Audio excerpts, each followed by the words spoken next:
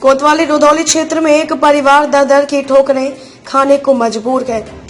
नगर के पूरे खान वार्ड में प्रवासी पीड़ित परिवार के घर की दीवार तोड़कर दबंगों ने पहले दरवाजा लगा दिया। इतने पर भी जब दबंग का मन नहीं भरा तो स्थानीय पुलिस के साथ मिलकर उसे सामानों के साथ घर से बाहर कर दिया। हालात यह है कि कोरोना काल में पूरा परिवार खुले आसमान के नीचे रहने को मजबूर है। पुलिस दबंगों पर कोई कार्रवाई करने की बजाय उल्टे पीड़ित का ही शांति भंग करने की आशंका में चालान कर दिया है। पीड़ित परिवार कोतवाली और स्थानीय प्रशासन से गुहार लगाकर थक चुका है। प्रशासन की ओर से अब तक न्याय न मिलने पर पीड़ित प्रवासी राकेश कुमार ने संपूर्ण समाधान दिवस पर आए डीएम से अपनी फरियाद कही। दरअसल यह मामला कोतवाली रुदौली के नगर क्षेत्र स्थित पूरे खान मोहल्ले का है। पीड़ित राकेश और राजेश यहां अपने पैतृक होने का दावा कर रहे हैं। आरोप है कि उन्हें उनके चचेरे भाई अपने पैतृक निवास की जमीन पर रहने नहीं दे रहा। पीड़ित को जबरन गांव से बाहर निकालने का प्रयास किया जा रहा है।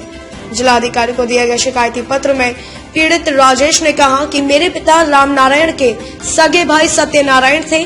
दोनों पुश्तैनी मकान में रहते थे। दोनों की मृत्यु हो जाने के बाद सत्यनारायण के पुत्र ओम प्रकाश ने बाहमी बंटवारा हो जाने पर उन्होंने अपने हिस्से की भूमि पर मकान बनवा लिया था।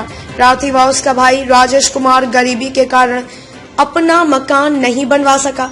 सिर्फ बाउंड्री वॉल का निर्माण करा के काम की तलाश में महाराष्ट्र के पुणे चला गया, लेकिन उनका आना जाना अपने मकान में लगा रहता था। देखभाल के अभाव में उनका मकान खंडर में तब्दील होकर गिर गया।